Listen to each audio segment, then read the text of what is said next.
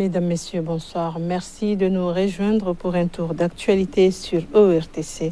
Nous l'avons suivi hier, le président de l'Union des Comores a prononcé son discours à la tribune des Nations Unies lors de la 76e session ordinaire de l'Assemblée générale, tenue à New York devant plusieurs chefs d'État et de gouvernement. Azalia Soumani a évoqué la crise mondiale causée par la pandémie du Covid-19, la question de l'intégrité territoriale de l'archipel des Comores, le dialogue national et encore la concrétisation des engagements pris lors de la conférence des bailleurs à Paris en 2019. Je vous propose ce reportage. Du haut de la tribune officielle des Nations Unies, le président de la République a passé en revue les sujets du moment. Gestion du Covid-19, respect de la souveraineté et de l'intégrité territoriale des États ou encore le maintien de la paix dans le monde, tels sont entre autres les points clés du discours d'Azalia Soumani. En parlant de la pandémie du Covid-19, notons que les Comores figurent sur la liste verte des pays ayant pu gérer au mieux cette crise sanitaire. Cette dernière a frappé de plein fouet l'économie mondiale et de grandes puissances sont aujourd'hui fragilisées. Pour relancer les activités économiques dans le pays, le président Azalia Soumani a saisi l'occasion pour faire une plaidoirie en faveur du plan Comores émergent. C'était en décembre 2019 à Paris, lorsque les partenaires ont promis d'accompagner les autorités comoriennes pour la concrétisation des projets de développement. L'action de tous les partenaires au développement des Comores est à saluer. Avec le système des Nations Unies, le nouveau plan cadre pour le développement durable qui vient d'être signé pour les 5 ans à venir intègre parfaitement les priorités retenues par le plan Comores émergent. Tous ces efforts conjugués du gouvernement et des partenaires bi- et multilatéraux des Comores doivent converger vers un objectif majeur, celui d'émergence du pays d'ici 2030. Pour ce qui est du maintien de la paix, le président comorien, en sa qualité de deuxième vice-président de l'Union africaine, a réitéré son engagement à œuvrer pour la stabilité dans la région. Pour consolider la paix, la sécurité et la stabilité dans le monde, il nous faut ainsi un consensus fort et l'accent doit être mis sans cesse sur la prévention des conflits, tout en soutenant inlassablement les efforts de résolution des crises qui surgissent. Dans son discours, le chef de l'État a naturellement évoqué l'épineuse question de l'île comorienne de Mayotte. De ce côté, le dialogue est privilégié entre Paris et Moroni.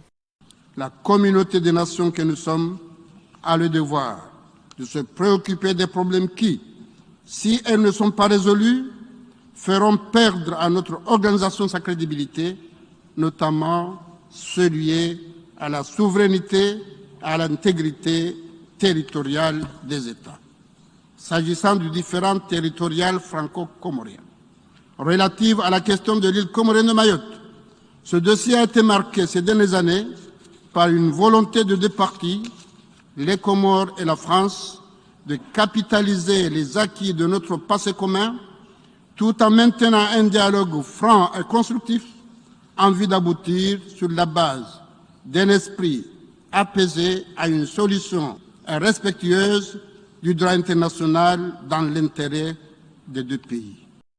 Lors de cette rencontre au sommet, Azalia Soumani a fait part de sa volonté d'organiser un dialogue national aux Comores pour une stabilité politique. Il a conclu son allocution en insistant sur la détermination commune des chefs d'État et de gouvernement présents à cette Assemblée générale à agir pour le bien de leurs peuples respectifs. Azalia Soumani a déclaré, je cite, « Nous sommes là pour dire oui à tout ce qui contribuera à un meilleur équilibre du monde et dire non à ce qui serait contraire à cela. » Fin de citation.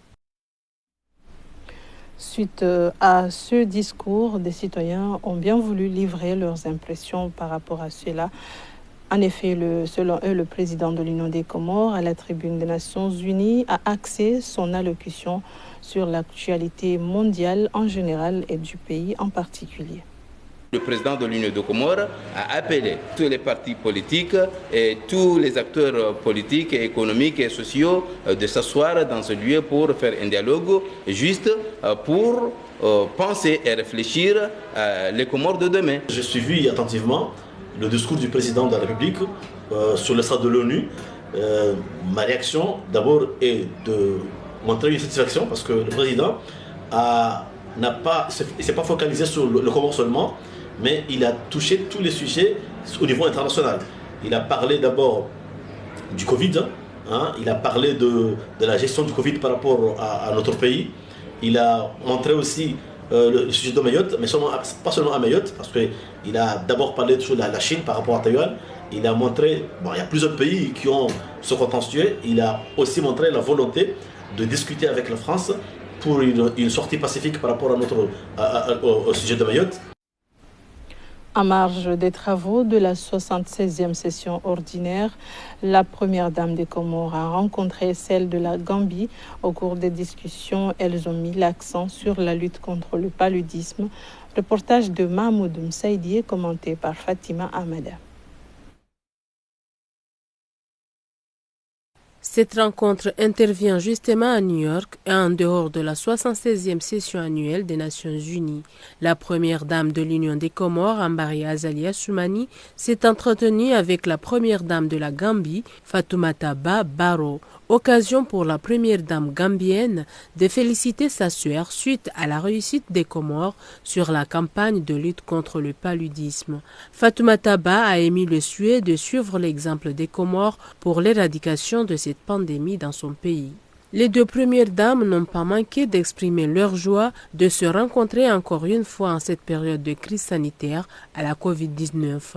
Elles ont exprimé leur satisfaction du fait que les Comores figurent sur la liste de destinations vertes en matière de lutte contre le coronavirus. Ambari Azali a souhaité bonne chance et succès à sa sœur gambienne pour les présidentielles de décembre prochain auxquelles l'actuel président de la Gambie est candidat à sa propre succession.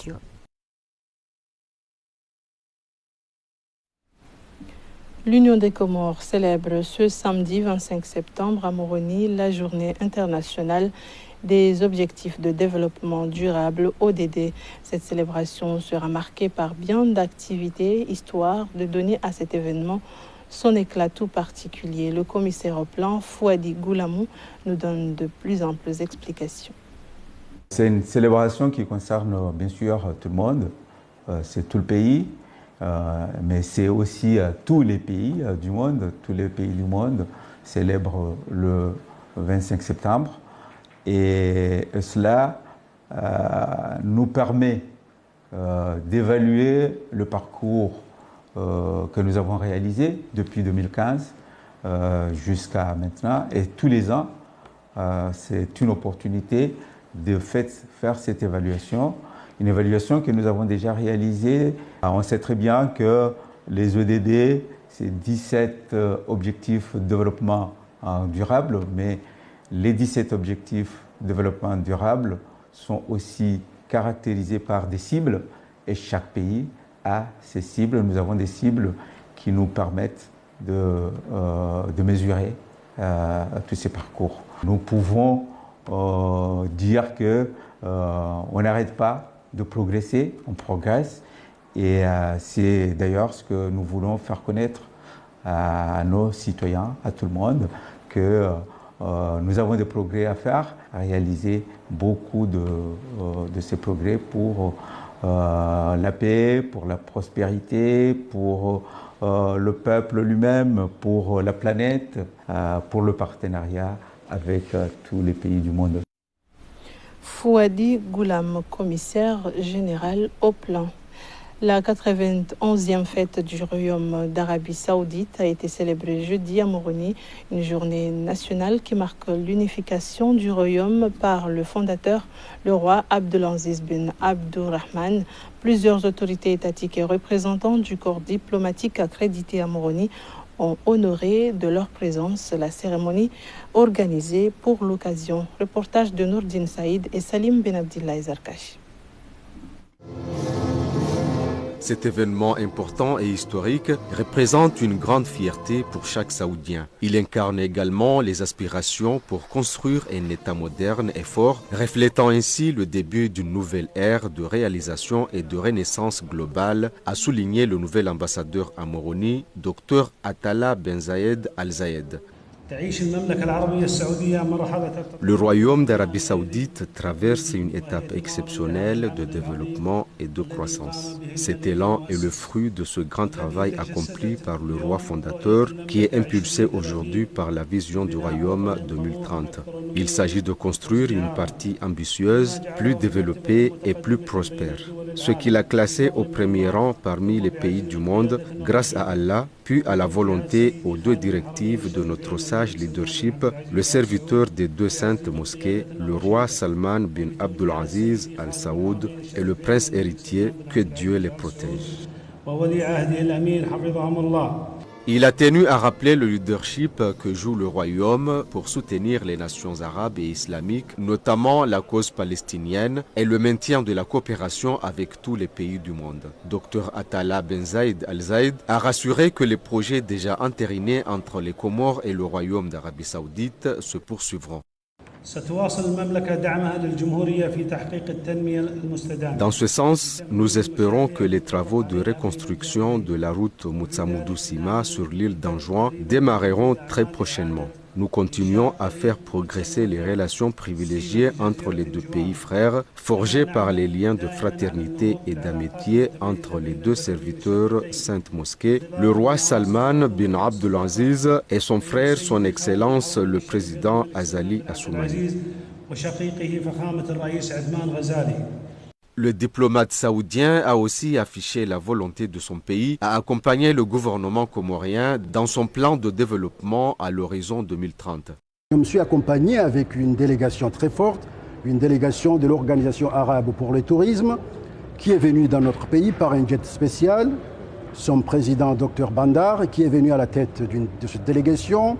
Ils sont venus avec des projets concrets à réaliser dans le domaine du tourisme. Tout ça dans le cadre de nous accompagner à réaliser cette vision du chef de l'État de faire les Comores un pays émergent à l'horizon 2030. Pour rappel, le Royaume d'Arabie Saoudite fait partie des pays qui soutenaient les Comores pour l'obtention de son indépendance. Il est resté jusqu'aujourd'hui l'un des premiers partenaires au développement. Il accompagne les Comores dans plusieurs domaines, notamment la construction d'infrastructures de base et à la formation des cadres du pays. Signature ce jeudi à Moroni d'un accord cadre entre le Croissant-Rouge comorien et le bureau régional de la Croix-Rouge et du Croissant-Rouge. Le directeur régional Mohamed Omer Moher, accompagné du chef du cluster IFRC Mamadou Lamine Faye, ainsi que le représentant du Croissant-Rouge comorien, a tenu à consolider les relations de coopération entre les deux organisations. Nous vous proposons une mise au point. Vous savez tous que la fédération est le principal partenaire du Croissant-Rouge comorien. Donc nous avons le devoir de procéder à toutes les facilitations requises pour que dans un délai raisonnable, les activités et les projets puissent démarrer pour l'appui multiforme que cette fédération n'a jamais cessé d'apporter au Croissant-Rouge comorien. L'objectif de cet accord de siège, c'est de promouvoir la relation d'abord entre l'organisation et le gouvernement et le Croissant-Rouge comorien. D'abord, là c'est très très important. Il y a un autre objectif pour appuyer surtout le Croissant-Rouge comorien dans ses actions vers la communauté, vers les vulnérables. Vous avez vu les actions de la société nationale pendant les cyclones, pendant aussi les inondations. Il y avait aussi pendant l'éruption volcanique, il y a beaucoup d'autres actions. Ce matin même, on a visité quelques activités du Croissant-Rouge comorien auprès des personnes âgées. Donc cet accord de siège va renforcer la coopération entre la fédération, le gouvernement et le Croissant-Rouge comorien. Suite de l'actualité, l'UCCIA dispose désormais d'un espace de coworking d'incubateurs d'entreprises. La cérémonie inaugurale a eu lieu jeudi en présence du ministre de l'Agriculture, Oumedim Seydié, porte-parole du gouvernement. Un projet financé par le PIDC, projet intégré de développement de la chaîne de valeur qui vise à appuyer les jeunes porteurs de projets. Reportage de Saïd Ibrahim et Salim Zarkachi. Cet espace coworking de l'ICCIA est financé par le PIDC, projet intégré de développement des chaînes des valeurs et de la compétitivité à travers le ministère de l'Agriculture, de la Pêche et de l'Environnement. Le fonds utilisé pour aménager cet espace est de 21 millions de nos francs. Cet espace coworking permettra aux jeunes qui ont des projets de venir faire leurs recherches dans cet espace. Effectivement, c'est le travail d'une longue haleine, mais ce n'est pas moi seul qui a travaillé. J'étais le responsable de l'incubateur, j'ai porté ça dans mon cœur et j'ai porté ça aussi dans les efforts et les disponibilités qui ont été mises à la disposition par l'UCCIA d'une manière générale. Et je voudrais aussi remercier effectivement le gouvernement dans son soutien infaillible au secteur privé, notamment les jeunes en particulier, car ces dernières années, nous sommes témoins des différentes opportunités de financement qui sont mises à la disposition des jeunes. Alors pour nous, la Chambre de commerce, se doter d'un espace de coworking est un atout majeur, c'est une condition très très importante, car aujourd'hui, des jeunes que nous avons accompagnés, comme ça, dans des conditions qui n'étaient pas assez optimales. Aujourd'hui, ces jeunes-là, grâce au concours, au projet PIDC, grâce effectivement à l'apport de financement de la Banque mondiale, nous avons bénéficié d'une enveloppe qui nous a permis aujourd'hui d'équiper cet espace de coworking. Le président de l'UCCIA, Shamsuddin Ahmed, appelle les jeunes qui ont des projets, qui n'ont pas de lieu de travail, de venir dans cet espace pour travailler, développer et faire leurs recherches pour accompagner l'émergence du pays. Nous avons reçu du matériel d'une valeur de 50 000 $ pour équiper notamment l'Innovlab, la Chambre de commerce, dont particulièrement l'Innovlab, afin de pouvoir donner plus d'efficacité et plus de visibilité à nos incubés qui viennent. Comme vous le savez, des jeunes ont des projets, ils ne savent pas par où commencer parce qu'ils n'ont personne pour les accompagner.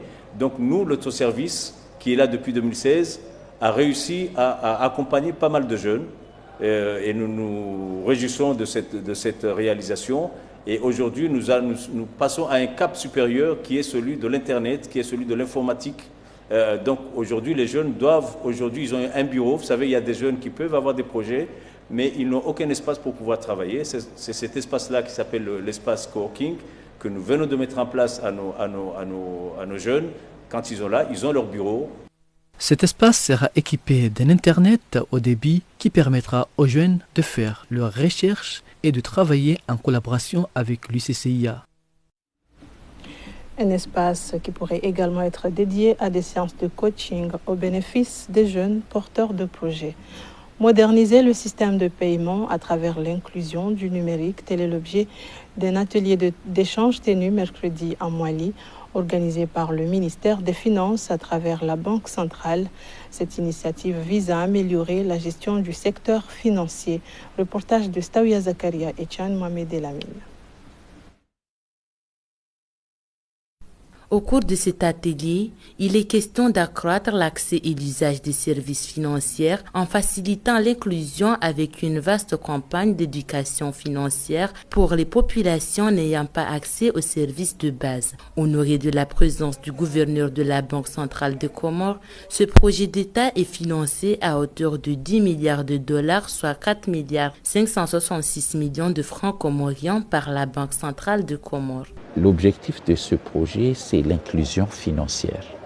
Si on dit inclusion financière, cela veut dire que l'ensemble des Comoriens puissent accéder aux services financiers.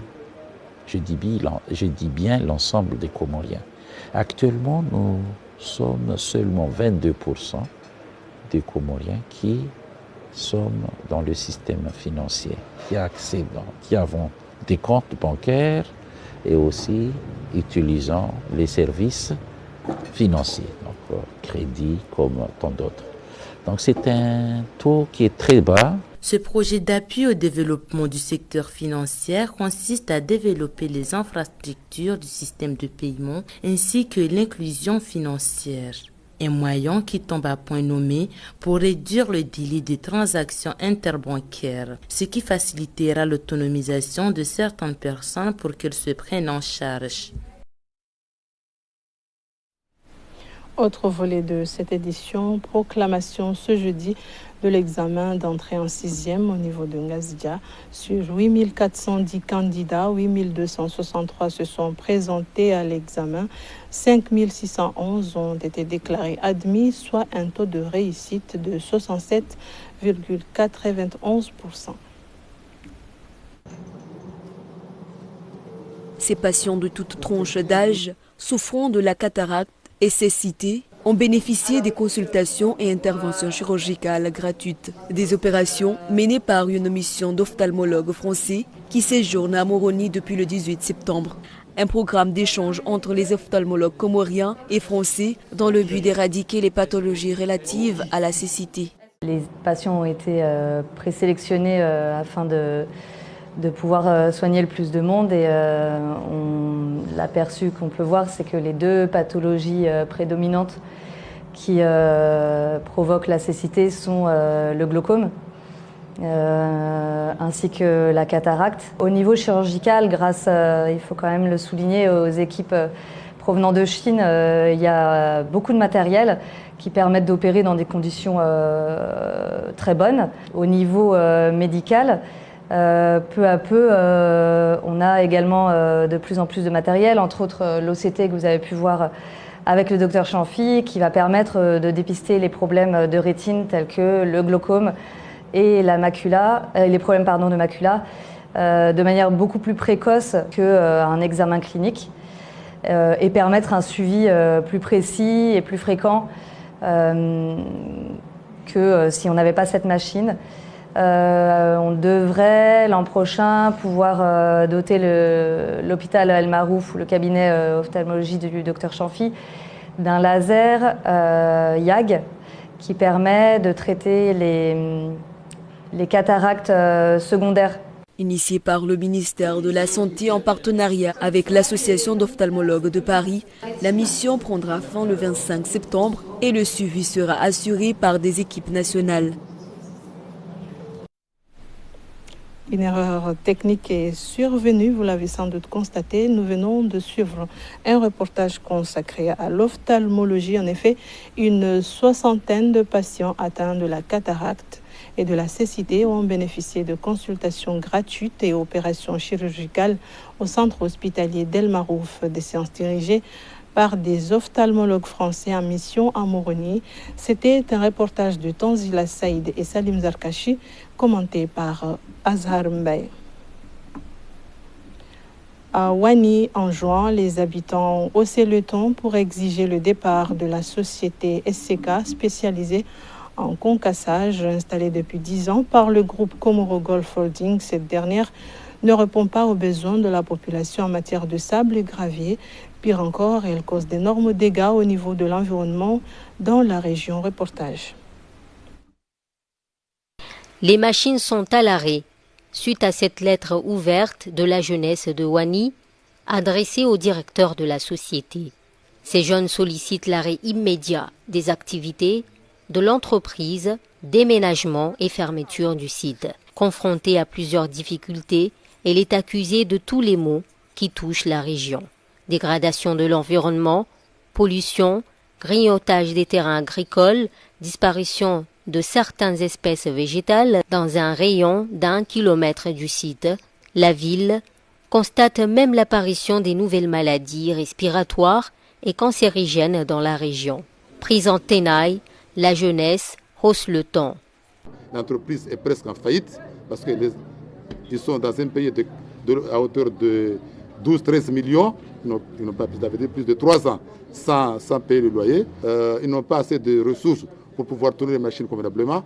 Donc, ils sont obligés de racler tous les alentours pour chercher des pierres. Donc, finalement, ils sont arrivés à un niveau qui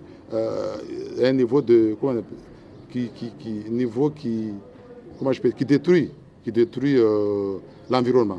Seul bémol, le gouvernement est actionnaire majoritaire dans la firme, donc pas facile de les faire plier bagages.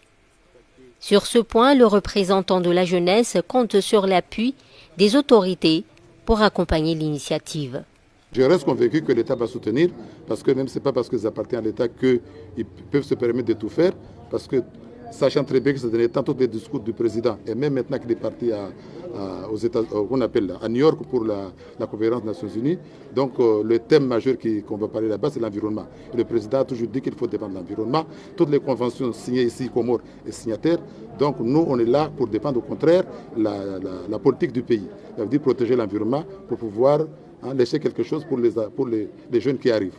Au départ, la localité avait plébiscité l'installation du concasseur dans la zone avec comme principaux arguments les centaines d'emplois qui seront créés, mais aussi un moyen pour contourner l'extraction du sable marin dans la zone. Aujourd'hui, la production de sable concassé a chuté, passant de 60 à 8 mètres cubes par jour. Face à la demande qui explose, l'utilisation du sable marin est encore sollicitée. Contactés, les responsables de la société n'ont pas souhaité s'exprimer, mais ils nous rassurent que la riposte se prépare.